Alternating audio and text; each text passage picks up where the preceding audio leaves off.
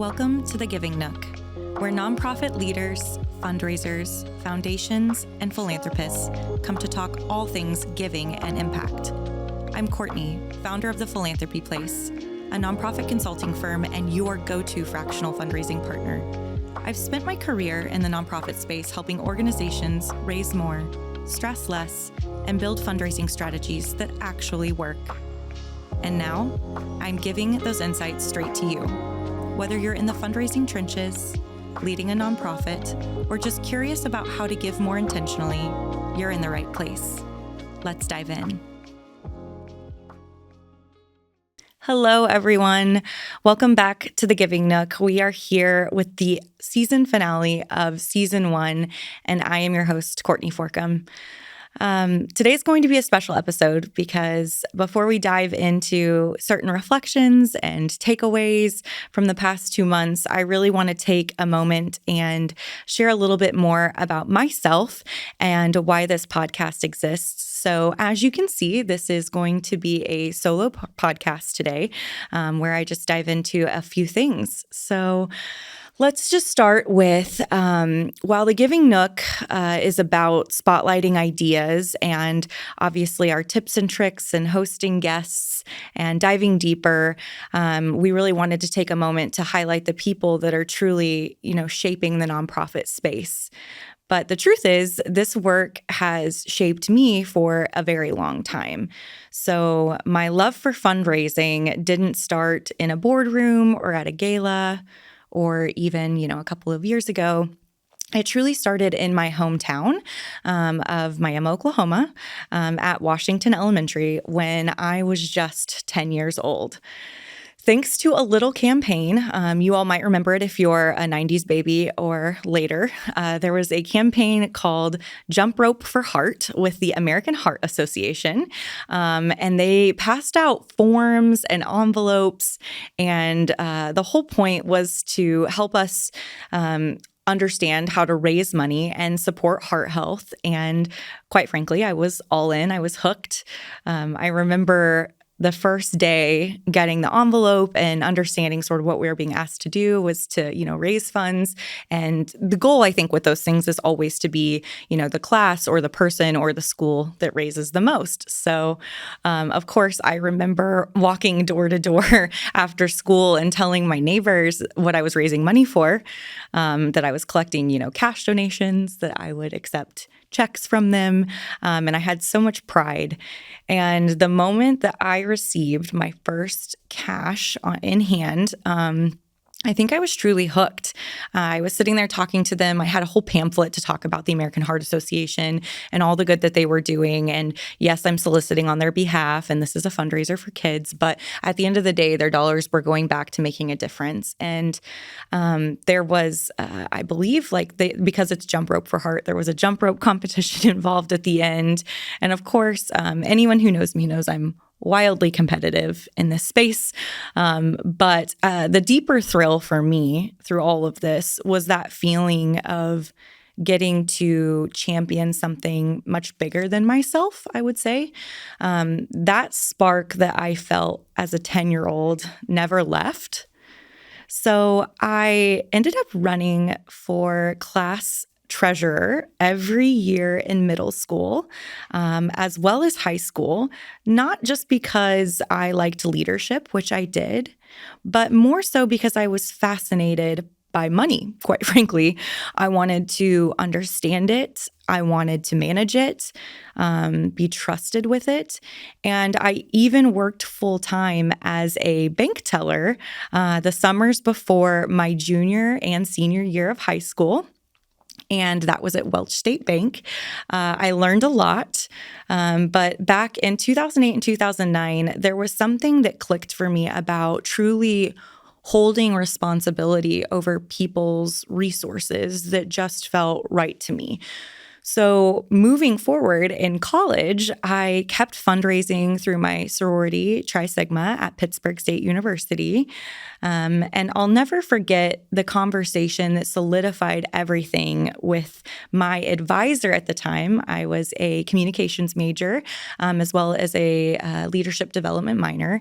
And I had a wonderful advisor at Pitt State named Dr. Alicia Mason. And we had several conversations about what to do with a comms degree, right? Where was this going to take me from here on out when I graduated? And she had an uncle who was working at Oklahoma State University Foundation. And I realized in that moment that she was willing to open a door to me, to her uncle, Stephen Mason.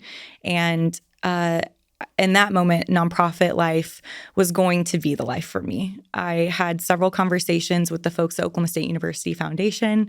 I was hooked. From there, I worked under incredible leadership of a $1 billion capital campaign.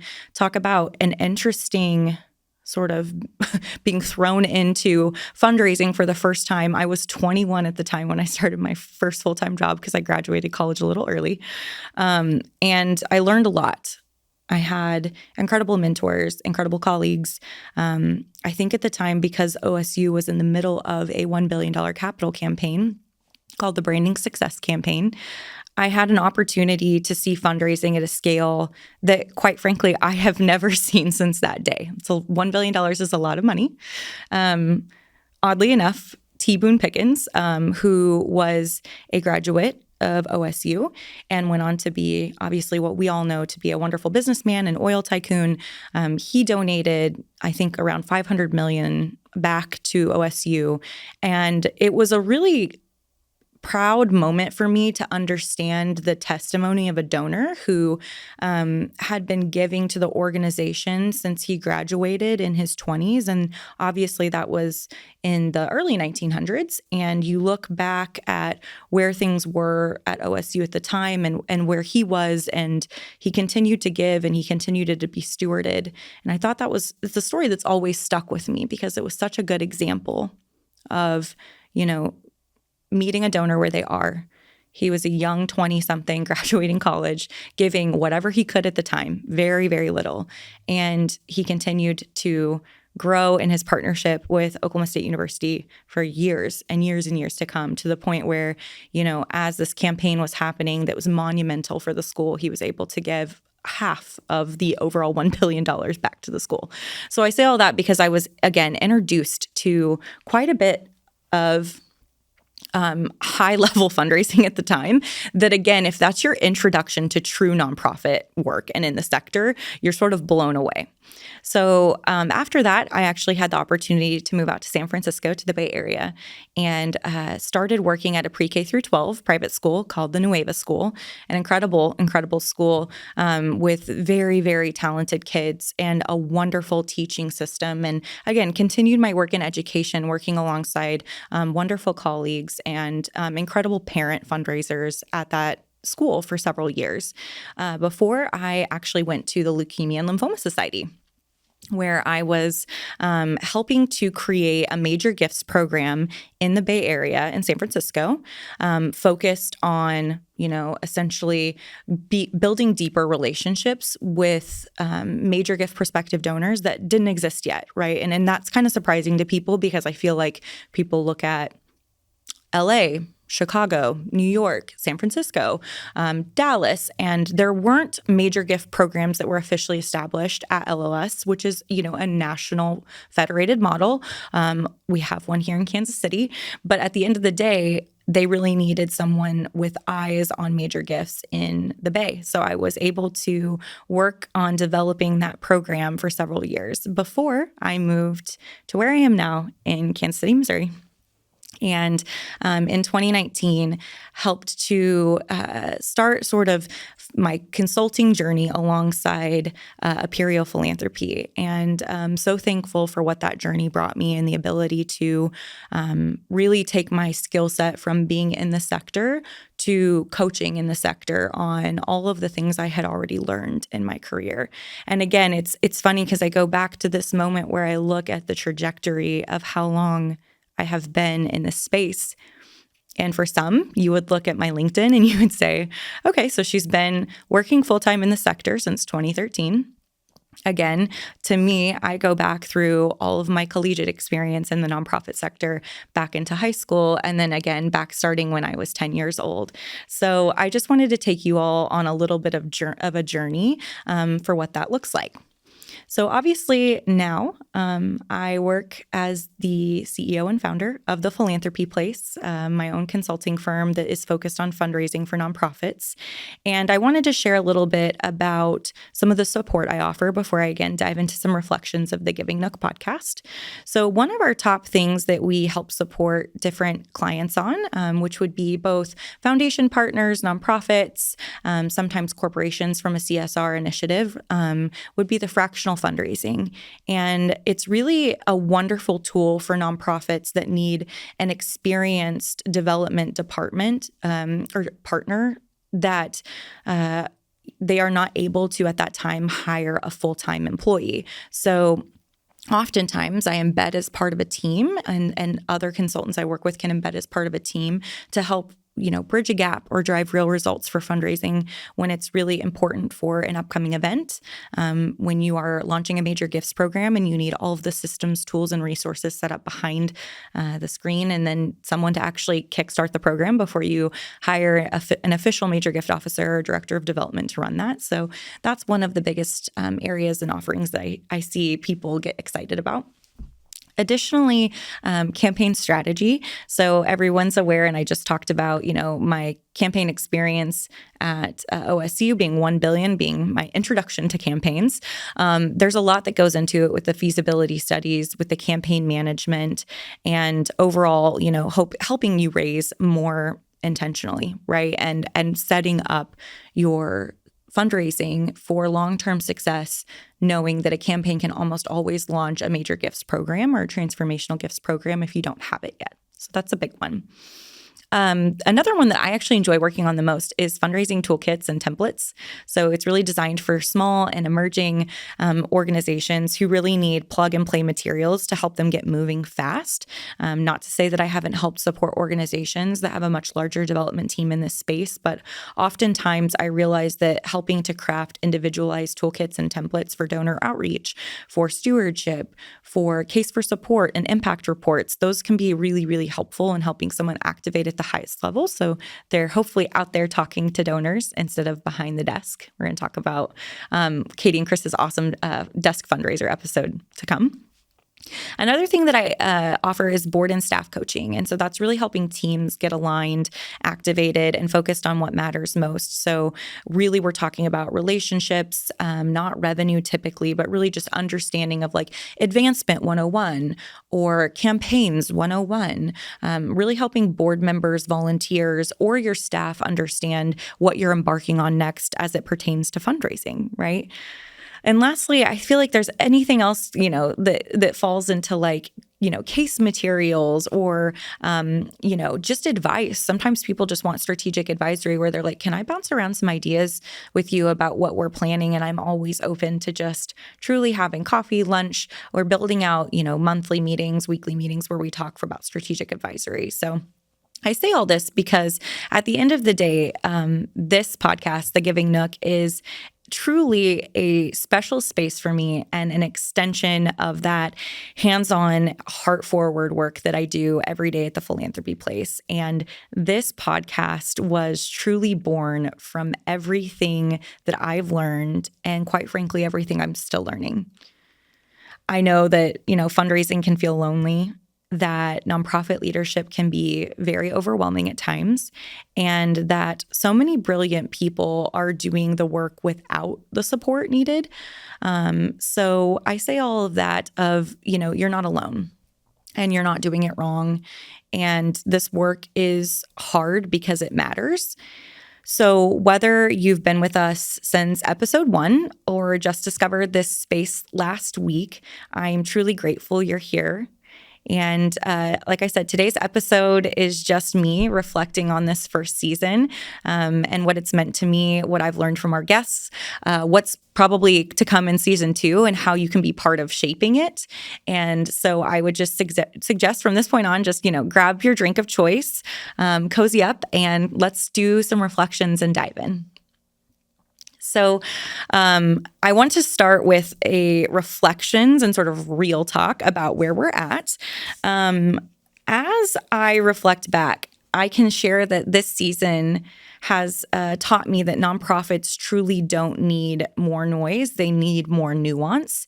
And I think the Giving Nook became a space to really take off the armor and take a collective deep breath, a place where leaders and fundraisers could exhale and say, yes, that's exactly how I feel.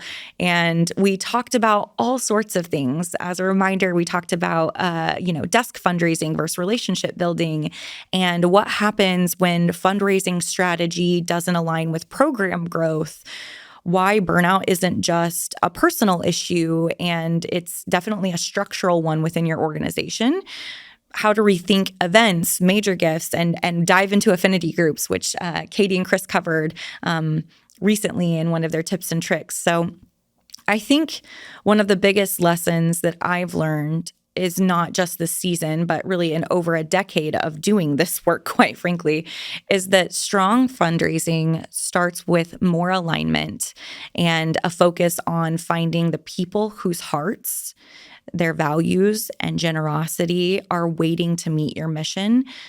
I say that because oftentimes when I get in front of a group of board members or fundraisers, it's me trying to tell them that it's not about finding people to convince to give, right? That's not the point of our work.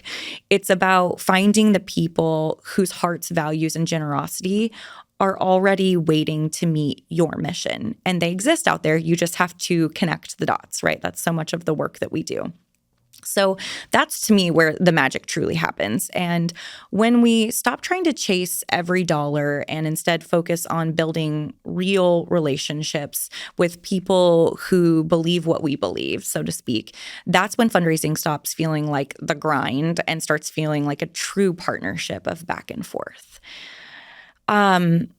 And that idea, to me, that kind of alignment first, relationship-based fundraising approach, it showed up again and again in the conversations that we had this season with so many of our guests, with our incredible co-hosts that I'll talk more about, Katie Lord and Chris Stibbs.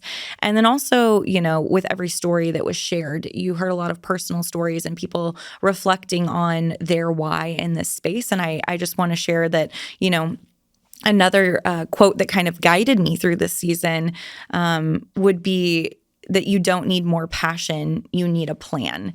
And I say that because the most mission-driven organizations I know aren't struggling because they don't care, right? Or because our fundraisers don't care, or our volunteers. They're really struggling because they're under-resourced and oftentimes overtasked, and they're truly always trying to build the plane mid-flight. And I want to say clarity is powerful. Systems and structure is freedom. And alignment is truly everything in the work that we do here. We spend so much time writing grant narratives, program summaries, strategic plans, and all of those are important. But at the end of the day, donors are, really trying to say yes to your why and not just your what or how you do what you do. So as a friendly reminder, as we kind of reflect back, I hope that you take away that donors truly give to why you exist, not what you do or how you do it. Another thing that kind of came to mind as I was reflecting back was, okay, I have this name, the Philanthropy Place, and we help do nonprofit fundraising coaching. Do people really know, or how I would define the difference between fundraising and between philanthropy? So I wanted to take a moment to kind of give you a quick definition of how I would define fundraising, which is meaningful, mission-aligned partnerships that invite people into the work of change through the power of shared values and bold philanthropy. I then would say opposite, that philanthropy is people-powered generosity with a purpose. It's an intentional act of giving time, talent, or treasure to spark change, to fuel progress, and to build a better future. So an easy way that I remind myself to kind of sum it up if I'm talking to someone about the difference between fundraising and philanthropy is that fundraising is the how and philanthropy is the why. So the goal is to always connect someone to your why, which is the philanthropy piece, and how you do it is the fundraising piece. And the more we can shift toward building aligned, meaningful partnerships, the better our results and our sanity will be, quite frankly.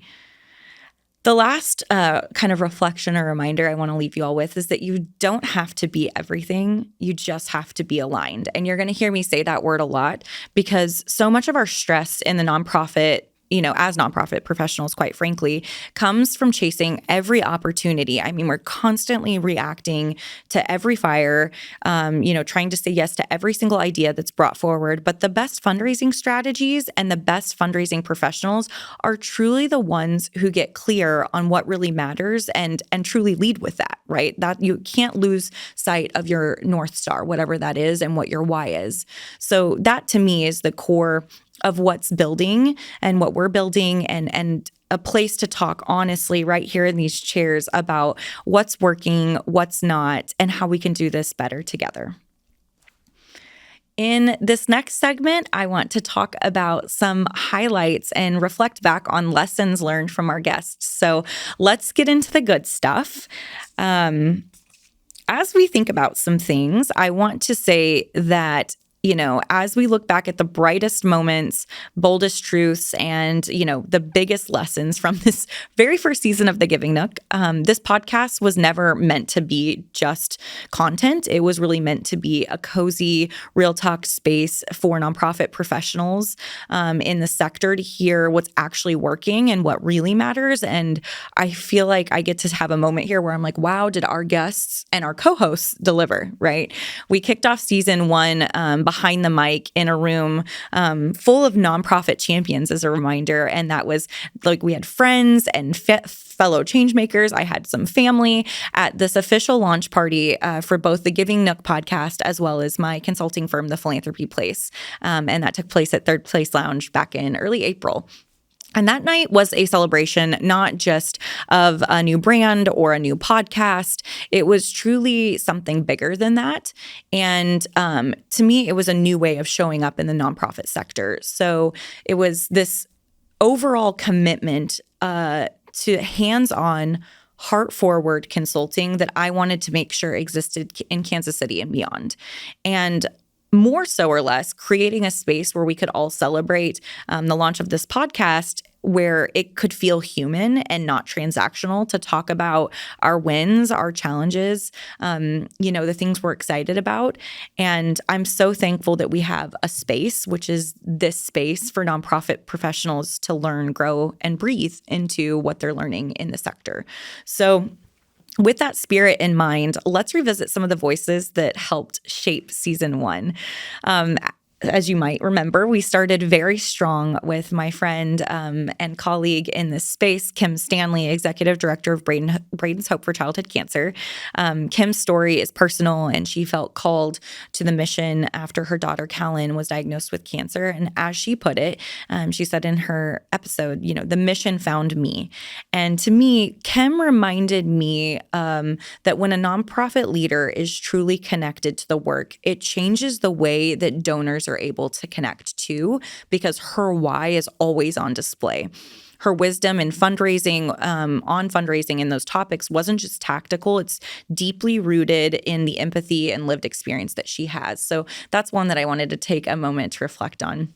And next up, we had the incredible Edgar Palasios, who is founder of Latinx Education Collaborative and Revolucion Educativa.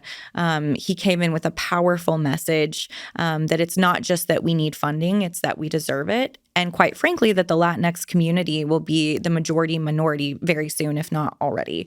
I appreciated how Edgar took a moment to really talk about capacity building as a justice issue and challenge all of us to think quite differently about what it really means to invest in BIPOC-led organizations, both in Kansas City and beyond, especially right now. And Edgar's words weren't just knowledgeable, they were incredibly timely, as they always are, and incredibly powerful and purposeful. So I just want to thank Edgar for, coming on and sharing that. Next up, I had a wonderful guest on, Angie Blummel, president and CEO of Jackson County CASA, who I work very closely with and I admire dearly. She's a mentor to me in this space. And she gave us, a truly unforgettable experience diving in, talking about what CASA does, especially Jackson County CASA, and mentioned to me, a quote of, "Our kids deserve adults who do what they say they're going to do." And that has stuck with me because Angie reminded us that at the end of the day, leadership isn't about showing up when it's convenient, and it's always about showing up consistently, especially when the stakes are high with our CASA kids. Her episode was truly, in my opinion, a masterclass in mission-driven leadership and, proving that a CASA volunteer and investing in a child's life very well might change your own. And I can say as a CASA volunteer myself, it has for me. Our fourth guest was Dr. Leanne Taylor-Knight, Executive Director and Chief Operating Officer at the DeBruce Foundation. And Leanne brought a vibrant conversation that was crystal clear in its lens on everything workforce development, economic opportunity, and really data-informed philanthropy. I loved reflecting back on her episodes because she mentioned in one of her quotes that, if you can see your path, you can walk it. And their job at the DeBruce Foundation is to help you clear that path. And that one hit home because her episode reminded us that at the end of the day, when philanthropy aligns with purpose and strategy, as they have, that's when real change can truly ignite. And she's doing that. So I wanted to take a moment to just say thank you, Leanne. And then how lucky were we to finish out the season with our guests, with Sydney Smith, Chief Operating Officer of Nonprofit Connect. Sydney's episode really struck me because it brought this sense of calm in a world that often feels incredibly chaotic. And I say that not just in the nonprofit sector, but also in general right now. The world is very chaotic, but Sydney has led through very tumultuous times, his team, his colleagues, and he's done so, in his career when he was running a nursing home. And also he's doing it now at Nonprofit Connect for so many nonprofits who have had a very stressful quarter one this year with government funding cuts, et cetera. And he really reminded us that investing in the next generation of leaders in our space, it isn't just a trend, it's actually a responsibility. And I appreciated that he was most excited about moving forward in this sector with the youth and the leaders to come.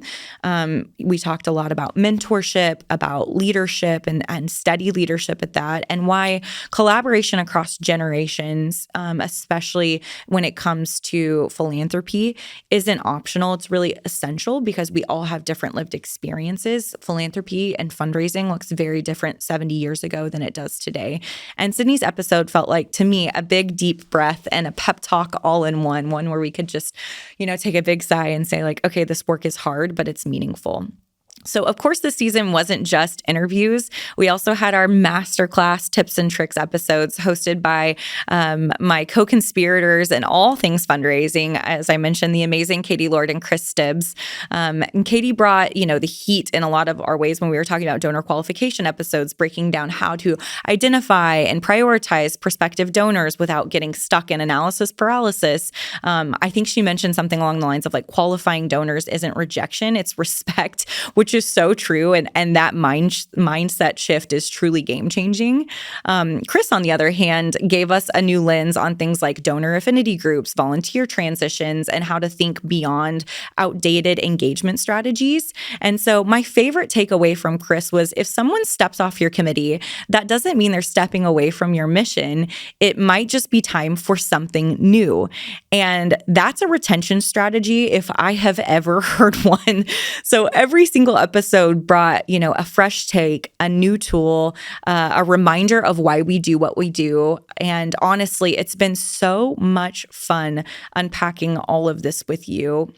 And I just ask you to join me now in celebrating all of the incredible voices who joined us this season and the wisdom they shared along the way. Okay, so let's talk a little bit about what's working with the podcast. I love to dive deep. I mean, we talked about reflections, our guests, our incredible co-hosts, Katie Lord and Chris Stibbs, and what they've brought with tips and tricks, as well as my own personal story and reflections in the nonprofit sector. But I would love to reflect back now and say, what do we think is actually working, and just, at least in my opinion, for the Giving Nook?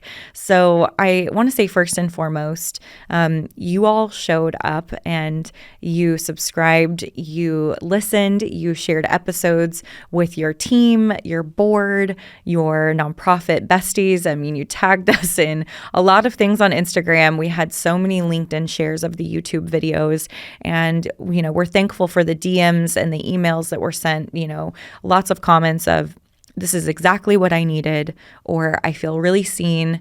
And honestly, that's the reason this podcast fully exists, is you reminded me that there's a real hunger in the space for an honest, non-performative conversation, and to do that week to week. So it's not just, the thought leadership, or it's really about heart leadership is what I would call it, and real talk and shared tools and a little inspiration that doesn't feel preachy, hopefully. And, most of that is all centered on community. So I hope you found community in this space. So again, here's a little bit of a reflection of what I think is working really well with the Giving Nook this season 1. We're not pretending. So the podcast has been a place where we name the things so many nonprofit professionals are feeling, but don't always get to say aloud. And I'm thankful for that space. We're giving language to things that felt fuzzy, from stewardship that sticks to desk fundraisers, and Katie talking about coining that term, as well as mission drift. We're really creating a shared language in this space that helps teams move forward. And I love that we're kind of creating our own dialogue around, again, wins and challenges, but also, what does something mean to us like desk fundraiser? If you hear that terminology now, hopefully those that listen to the Giving Nook podcast will be able to associate that with the tips and tricks episode on desk fundraising. Another thing is we're keeping it really actionable, I would say. And every guest, every tip, every episode was created with one goal in mind that I always have, which is giving you something you can use, even if all you have is 15 minutes or 30 minutes or 45 minutes between meetings, that you can actually take away something that day or pass it along to someone and really utilize this information. We're also meeting folks where they are, and whether you're a solo fundraiser or an executive director wearing 3 to 5 hats at any point, you might just be a board member that's trying to figure out where to lean in, or maybe you're simply just a normal human not in the nonprofit sector. Maybe you're a donor to causes and to different nonprofits who's just interested in what nonprofits look like behind the curtain and learning a little bit about the sector, as well as any leadership skills or other things that are transferable. I feel like we're really creating something here that everyone can learn from, and I'm really proud of that. But there is more that even I personally want to learn and more that I want to build on. So here's some areas where I'm excited to think about going deeper in the future. So I'd love more formats, and I'd love to do potentially some mini solo episodes. So if you like this format of me just chit-chatting with you, my hope would be I could cover certain topics, talk more one-on-one with you all. Again, I need to have feedback of what you enjoy listening to. So if you do enjoy this solo episode, please comment and let us know, because your voices matter in driving what is most helpful to you. I also would love to do more roundtables. Maybe that would be more than just me and one interviewee, and actually having several people in the studio to have a full-on dialogue discussion. I mean, we're talking 3 or 4 people if possible. We've seen it done. Casey Podcasting Co. does an amazing job of being able to, provide space for us to have really awesome conversations. And I think it can go beyond just 2 people talking. So look, in the future to more potential roundtables on specific topics of focus. Maybe we'll even do like a coaching style Q&A where I help walk through real fundraising challenges in real time. And that could look like you all sharing in some topics of discussion, some questions, and I could do a Q&A, or we could have people in the studio where we do real-time Q&A answers, which could be kind of interesting, like a mentor session on camera, right? Another thing that's important where I want to dive deeper is definitely more voices.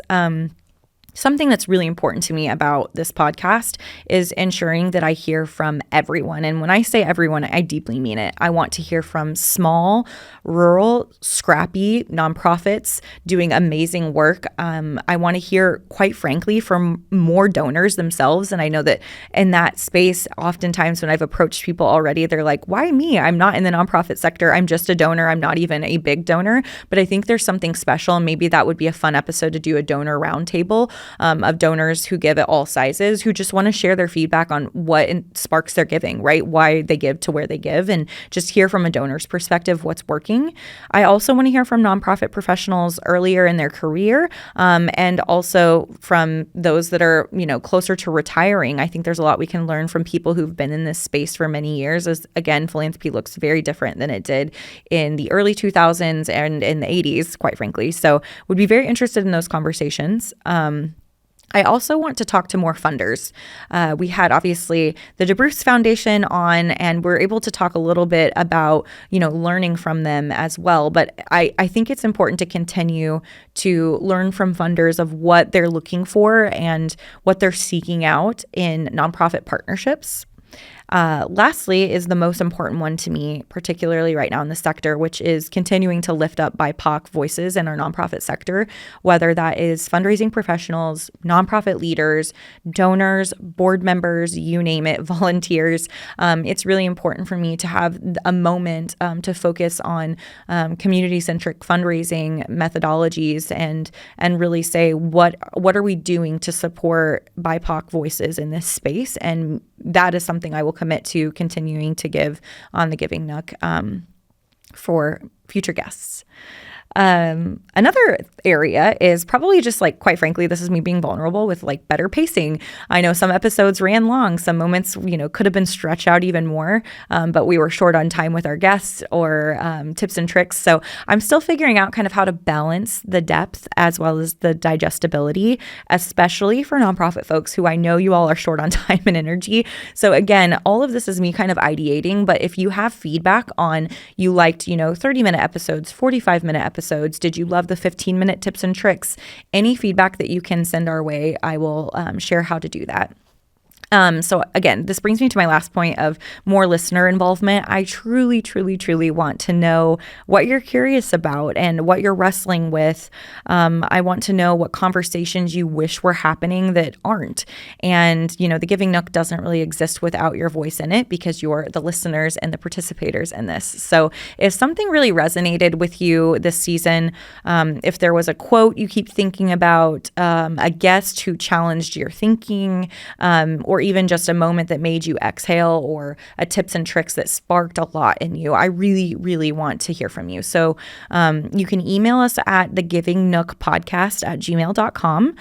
You can drop a comment below in this YouTube video, also on Instagram. You can tag us at The Giving Nook, or just send us a DM. Seriously, we read every message, and it's really helpful to know the feedback and what's resonating with you all.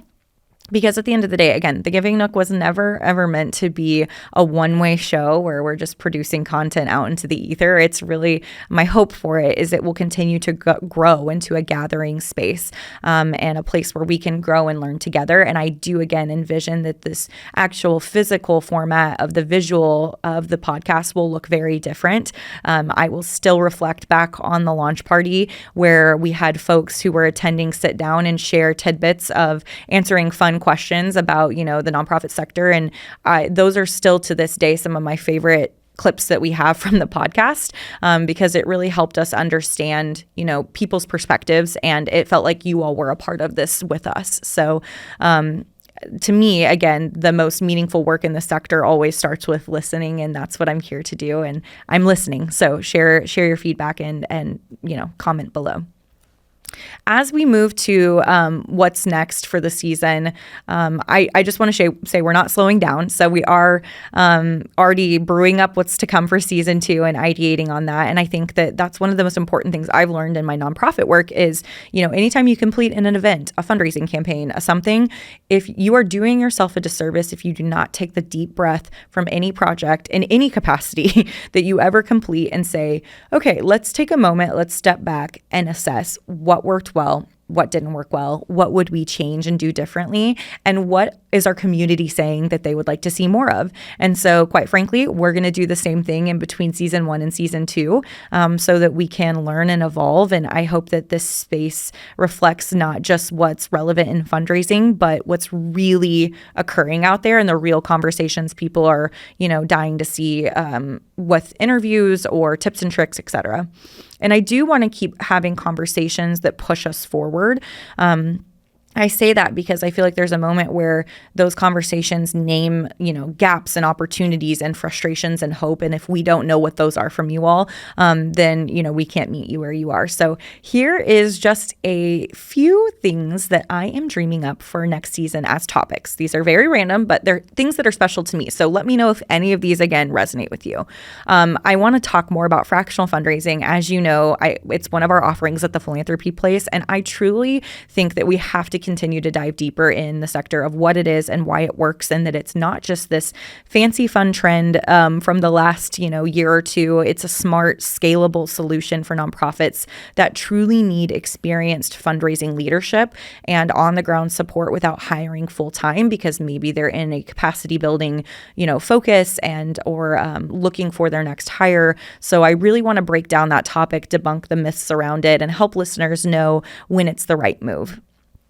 Also, building a fundraising program from scratch is really interesting to me. So for the founders that are doing it all, which I know, and at least in Kansas City and beyond, I've talked to a lot of you that the executive directors that do not have the development team or the program staff that are now turned fundraisers, I really want to take a moment to walk through exactly what to prioritize and what to let go of, and how to build something that's truly sustainable for where you're at right now. From the ground up for those, emerging nonprofits. Another fun topic to think about would be rethinking major gifts and corporate giving overall. So, talking all things donor alignment, values-based partnerships, and really what it looks like at the end of the day to approach major giving as a relationship and not a transaction. So, I don't want corporate giving to feel like a cold call. And I really think that there's a lot of ways to discuss how to make corporate partnerships feel very, very focused on collaboration and less like sponsorship transactional, where you can actually partner with organizations and corporations for a full year in a sponsorship partnership, or what does that look like? So always excited to brainstorm that topic. Another one that we have on the list that's very important and always timely is burnout and boundaries and the myth of the nonprofit martyr, quite frankly, is what I would call it. And I feel like this one's personal because we need to talk about the pressure to do it all and how to lead with clarity instead of chaos. And I say that because no mission is served by leaders or fundraisers or program staff running on fumes.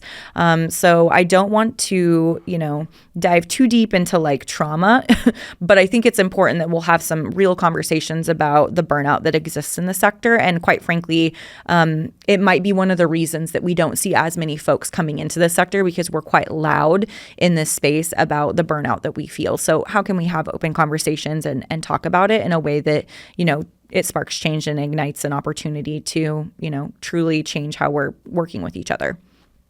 I also don't want to ignore hot topics that I feel like I've seen on LinkedIn, I've seen on social media. I'm getting them in, e-newsletters from everyone about really like the hot topics right now in fundraising. Or just in the nonprofit sector in general, quite frankly. One of those that is the biggest one would be AI and fundraising and donor communications. So like, how are small shops navigating automation without losing authenticity when they're using items like ChatGPT, and, what tools are actually helpful in the AI space that improve your systems and tools, but don't take away from the personal relationship. I say this because I have a close friend, Katie George, who works in the sector as a nonprofit consultant. And about a month and a half ago, I feel, Katie sent me a text and was just like, you've got to see this. And much to my surprise, it was the first time I've ever seen anyone posting about having a fully AI-generated fundraiser a part of their team. And of course, the people who did it was the University of Oklahoma. And so on OU's website and LinkedIn, they had posted about having a true AI-generated fundraiser who was there to answer your questions, etc. And I have a lot of thoughts about that in general, because fundraising should be relationship-based, and there's only so much relationship you can build with a AI bot. So I would love to dig into a topic like that. So shout out Katie George for sharing that with me. Other things that are important is like post-pandemic event strategy, right? How do we move beyond the return to normal, which we saw really happen in 2022 and 23, even into 24, and rethink what events could do for us. And I have to make a shameless plug for anything to do with events. I hope that you will, if you're in the Kansas City Metro, join Chris Stibbs and Trisha Brower. She is of Taking Bids Fundraising. And on July 29th, in, I believe, Overland Park Convention Center, or around there, they're hosting a wonderful morning workshop for several hours called Your Event Isn't Dead, It's Just Boring. And I cannot say enough that if you are local to KC Metro, or you can drive in for this, it's going to be worth, I think, the low ticket cost and worth your time to learn about how to spice up your events, especially, again, post-COVID, and as we sort of re-enter this new phase of what does event fundraising look like right now.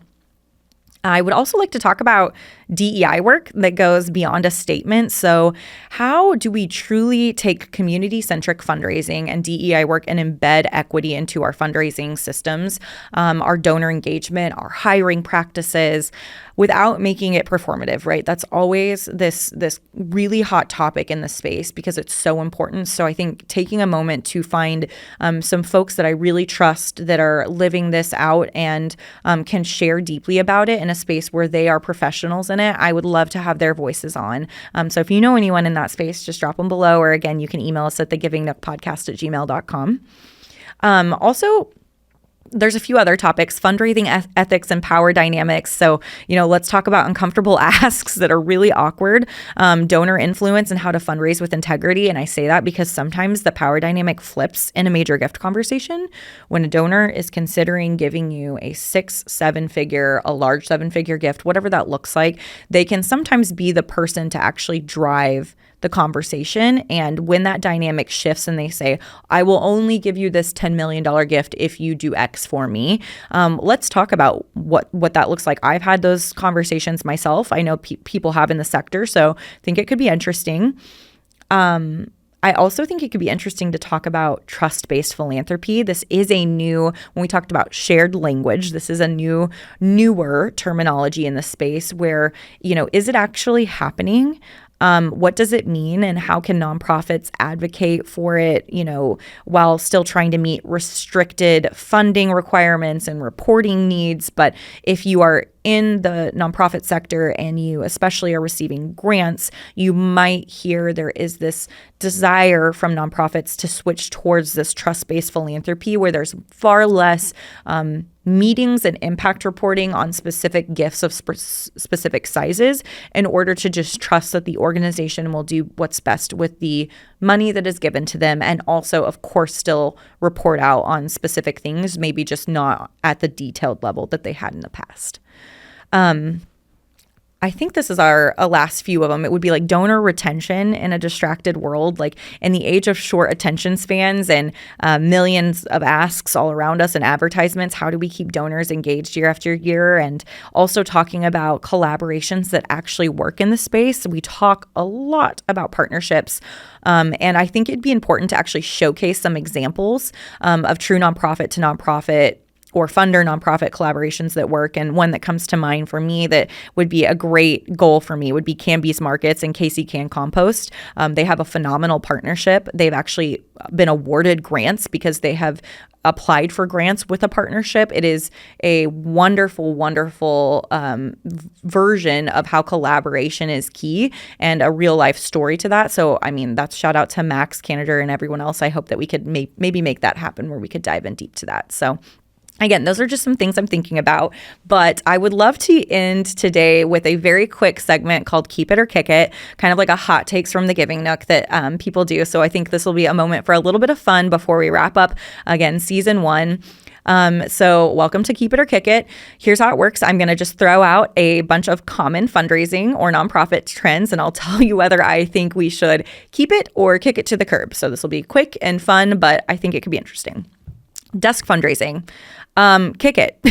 If you haven't had a donor meeting in weeks, I hope that you're not sitting here going, actually, it's been months.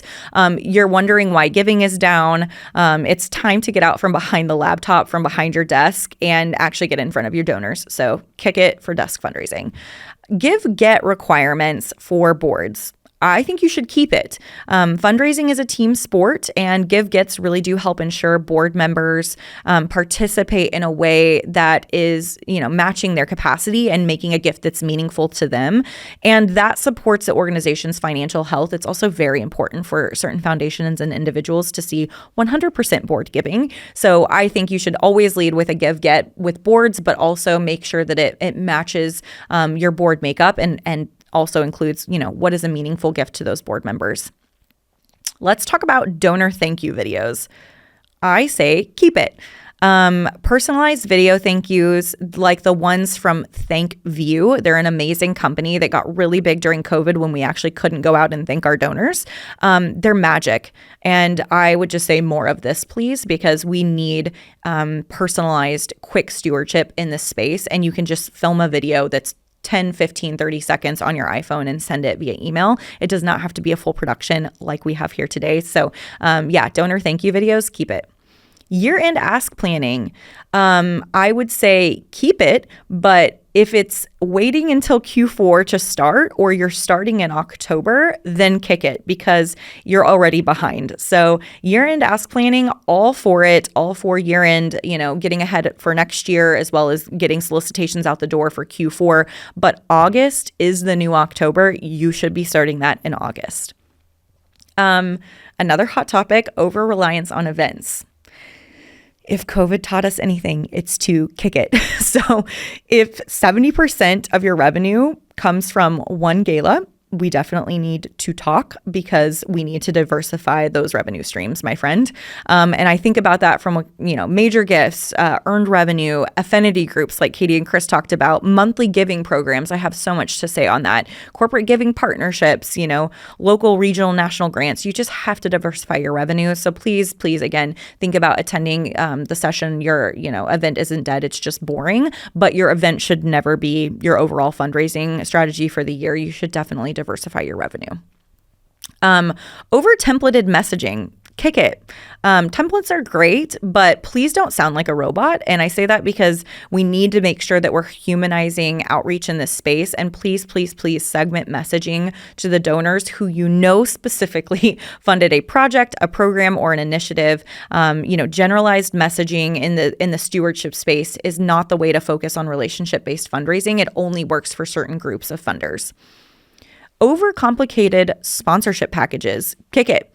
If your sponsor deck needs a whole decoder ring, it's definitely doing too much. And I think you need to keep it simple with a chart or matrix for all the benefits offered at every level of that sponsorship opportunity. And I do have to brag and say we have a great example of a sponsorship chart that outlines at least 10 to 12 benefits that you receive throughout the year. One of that is, that you can find that on chiefscharityGame.com. It is for the 2025 Chiefs Charity Game on August 22nd. So again, if you need an example, go to chiefscharityGame.com and pull up that sponsorship benefit matrix. Another donor affinity groups. I can't say this enough, but keep it.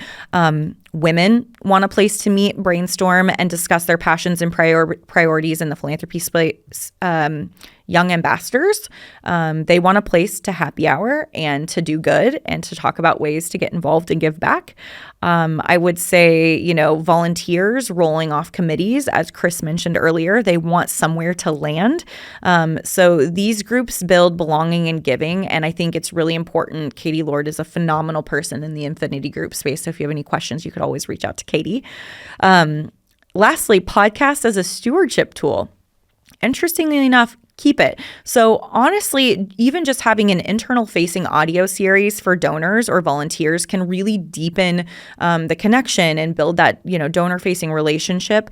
And I think it's important because it makes it feel more personalized at the end of the day. So if you're not doing something where you even are doing just like a podcast from your, desk or whatever that looks like, or maybe you want to use Casey Podcasting Co., who I use, I definitely recommend, starting a series, even if it's a stewardship series in the nonprofit sector, where you're able to talk about different projects, priorities, et cetera. And then you can use that content to send to your donors via email and keep them informed. So let me know which ones you agree with, if there's any of them, or what you would keep or kick. Like, again, tag us at the Giving Nook, or you can email us, and we'll talk more about that. So again, just thank you for the time today in this season specifically of the Giving Nook. If it's meant anything to you or something to you, whether it made you feel seen or maybe it sparked a new idea, possibly reminded you why you do what you do, I really hope you'll take a moment to let us know. So as I mentioned several times, your feedback and your interaction with us is the most important. So leave a comment, share your favorite episode, or tag us at the Giving Nook. And you can also tag at the Philanthropy Place on Instagram or LinkedIn. But your feedback really helps us keep shaping the space in a way that serves you all. So again, I mentioned we're already dreaming up season 2 with more guest voices, more real talk, and more of the clarity, strategy, and the community sense that we all need to keep doing this work really well. And I'd love for you all to help us shape it. So if you have a topic that you're wrestling with, a guest you would love to hear from, or that you recommend we bring on, a question that you want answered, again, you can email us at thegivingnookpodcast@gmail.com. I truly read every email and every message. So we will take a few weeks off. So more than anything, thank you for being here. Thank you for listening, sharing, learning, and leading. And thank you for caring about this work as much as you do. I really want to say, here's to fundraising that feels good, works better, and makes a true difference. And we will catch you next time on season 2 in the Giving Nook.